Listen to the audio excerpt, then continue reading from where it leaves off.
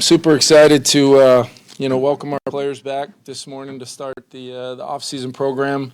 This building is always at its best when it's full of Minnesota Vikings players, and the energy, everything's been awesome this morning. And you can tell guys, new players coming in for the first time, guys that have been here, really good energy in the building, and we're off and rolling. So I know Tyler and Josh Hanks have put together a really good plan, as far as the early part of the program, phase one, where we're just meeting and going through lifting and kind of some stuff on the field with the strength staff, get them ready to roll for phase two when we can start getting on the grass and coaching a little bit. But we press onward here with the off season. But I'll turn it over to you guys. Kevin, a lot of seemingly great quarterbacks in this draft. What do you do if you get in a situation where a couple of guys are there? Doesn't seem to be like a hair of difference between the two of them. What's a tiebreaker for you maybe in a situation like that? Yeah, I mean, luckily, we've got a lot of really smart people in this building, and between Quasey's staff and our coaching staff, the process has been really good. A lot of people, the quarterback position is one where, you may have 10 really smart coaches or personnel folks watch the same cut up, and you might come away with 10 different opinions on a player, and that's why we have to spend a lot of time together. That's why we spend a lot of time with the players themselves and really envision not only, what they're going to be like as an NFL quarterback, but what are they going to be like as a quarterback for the Minnesota Vikings, if we're able to get one of these guys. So I think it's a great question, because that's really what this whole process is really all about, trying to figure out not only, what they're going to be as players, but what they're going to be here in our offense, in our system, in our building, developing for hopefully a long period of time, and trying to help guys, whoever we end up drafting, really at all positions. The goal is to help them reach, the highest potential version of themselves, and we do enough of that around our football team. We're going to be in good shape. Kevin, why do you think teams miss so often in the top 10, even number one? And what's maybe the one trait that you are looking at to avoid something like that? Yeah, as far as I know, you can spend all year looking at the historical, aspect of when guys were picked, what worked, what didn't.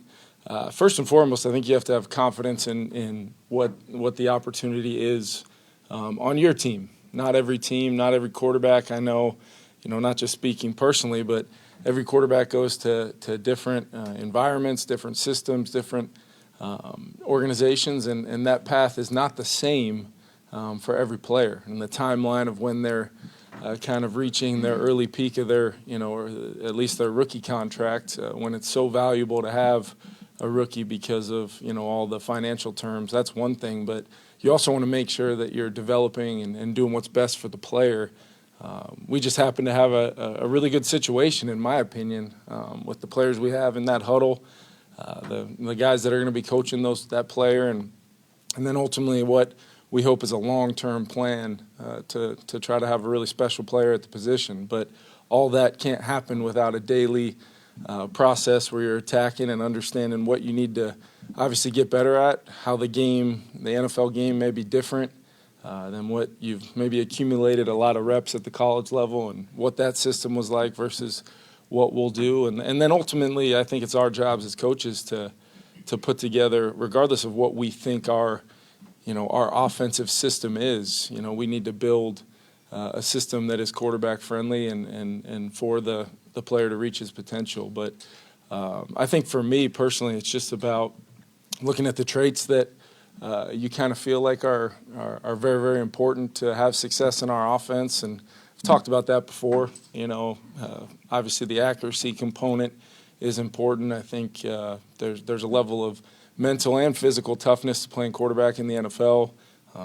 The very popular processing word and all of that. What that really means is, can they go out and function, distribute the football, snap in and snap out, take plays when they're there, occasionally create plays that aren't there, and they maybe can change a football game with either their arm talent or their athletic ability. I think there's a lot of ways you can look at different strengths of different players in the draft and say, you can make a pretty good projection that high quality quarterback play could be in their future. But there's a lot of work and time and effort that's got to go into it to help them get there.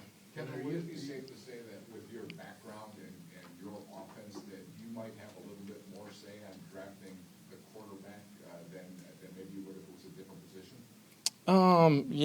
I think it definitely helps to know, a background of coaching different guys, different skill sets as a quarterback coach, as a coordinator, and then obviously now as a head coach and play caller. But I think it's still got to be a process because I'm learning things from, Kwesi and his staff, from Josh McCown, Grant Udinsky, Wes. When we have some of these conversations, sometimes the more information is obviously always what you're hunting because when you're making an evaluation of a player, you can have that first feel in a lot of ways positive on what they do well, and you can identify some things where you can start projecting coaching the player.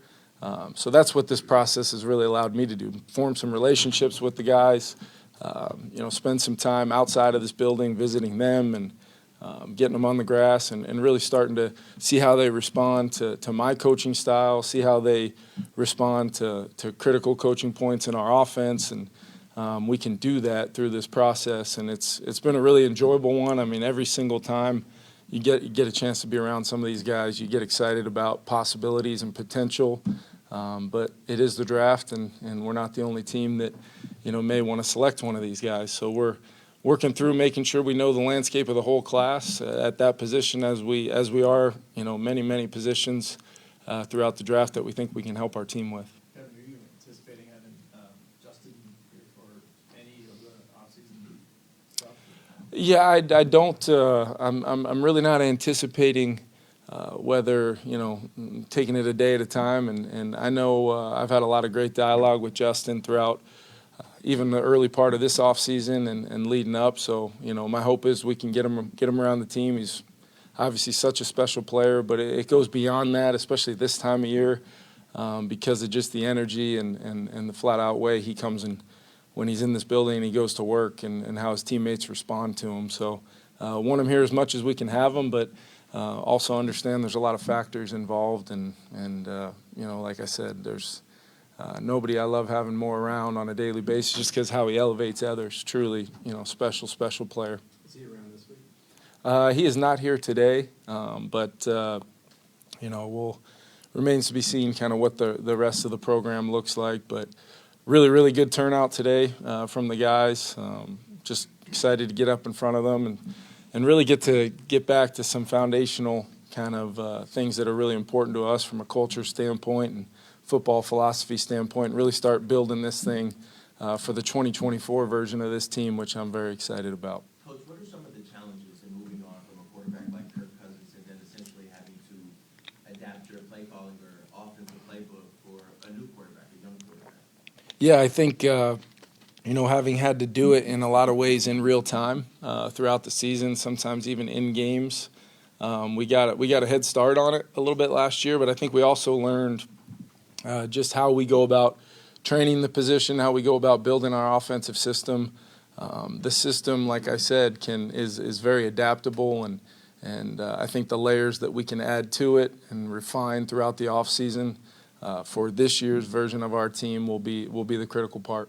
I know TJ is going to talk later, but just where is he at in his Yeah, he's. I've been really excited for the way TJ's attacked the process. Really, since a very successful surgery and getting a chance to attack this thing, he's been, daily improvement, and that's all we're really hunting right now. And he's back with Tyler and the guys, working through that process. We've had folks go visit him and check in, as well as I know he's been with some great folks outside of this building as well. So it's the combination of an understanding and knowing TJ is going to do everything in his power in many ways to get back as fast as possible. But it's a very special player for us and impactful for us, and we're going to be smart about it throughout the process. But having him here and having him around his teammates, he's one of our leaders, and he's still, he as much as it sometimes feels like we've had him since day one, I think TJ is just excited to have another offseason with the guys and growing in this year's version of our team. Running back and cornerback,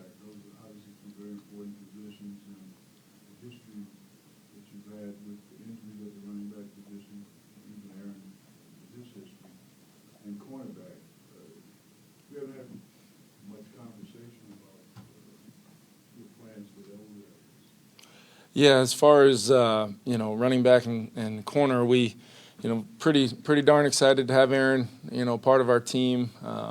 We've felt from the opposite sideline his impact on games, and I just know what he's been a part of as an offensive weapon in the run game and also the pass game is something that has always drawn me to him. And then you'll learn more about him. You meet him, the toughness, the intangibles. He's got that building changer type quality to him. So really excited to see him and Ty and the rest of our running backs go to work this offseason and really start building up what we're going to be as an offense. And then at the quarterback position, we've got some young players that we're still constantly coaching, and those guys are working like crazy to continue their development and growth, which I think we've got a lot of guys with their arrow up, pointing on continuing to grow, kind of whether it's into year 2 or year 3, whatever it is.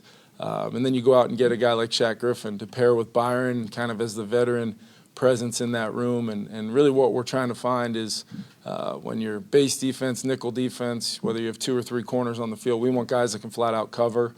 And as far as the durability thing, how we practice, how we try to build up our team throughout the year, there's a plan to everything we do, phase 1, phase 2, phase 3, the off-season program. And then it carries over when we get going again in training camp. And we just try to prepare each and every position. It's not just those 2, but every position to try to withstand the rigors of 17 games. And that's really all we can do. And we feel strongly about there's a lot of smart people that give me a lot of great information on how we're going to build things. But in the end, my job is to get the football team ready to play. And that really starts, for a lot of these guys, it starts year-round. It never stops. But as a collective group, it starts really this morning. Last 2. Kevin, I don't know if we've asked you about the kicking spot since Greg Joseph left. Yep. Where are you guys at with that? Is that a draft possibility, or is that something post-draft? I know you have one already, but in terms of just kind of getting that depth there. So.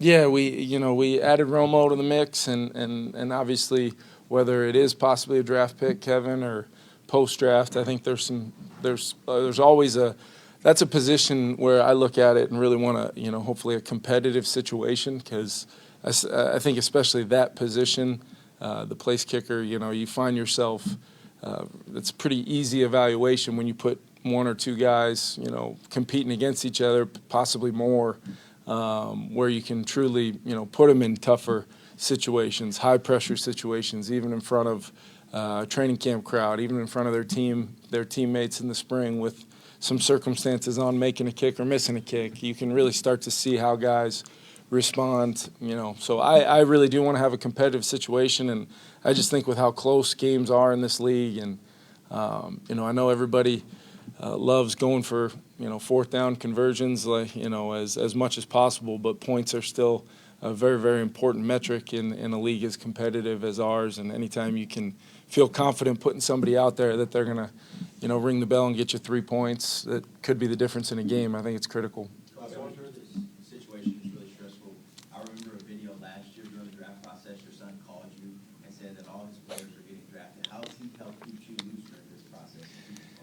Yeah, we'll keep him out of it as much as possible. But no, I think it's that's the nature of the draft. Is you've got to evaluate as many players as I know. I'd evaluate as many players as I possibly can that time allows, and it's not just offense, it's defense, it's getting with Flo and his staff. And really, what I care most about is fit. Obviously the traits of the guys, whether they're picked first overall or they're a free agent after the draft, the traits that allow guys like an Ivan Pace to have the kind of impact he did a year ago, all the way up to Jordan Addison and the impact he had. It was our vision for the player, and then where they step foot on the grass. We can't go out there with them. So you got to have a real vision of what that player's role and responsibilities are going to be, and then you got to show them and teach them the techniques and fundamentals that help you do that. That's why it never truly feels like the offseason is really going full bore until you get that draft class in there and you really start to see what your 90-man roster looks like.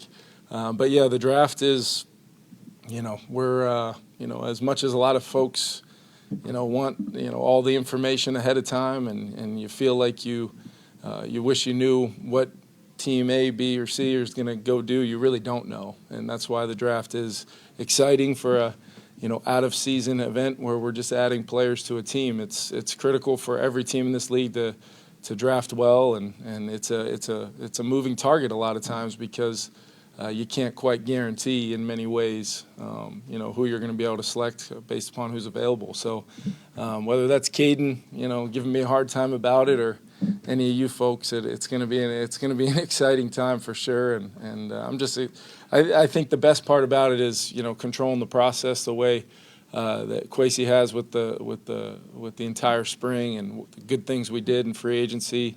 Really impacted our team, I thought, and then ultimately we're going to have a chance to add some really good players to our team. Thanks, everyone. We'll have Brian and TJ intro. Thanks, guys.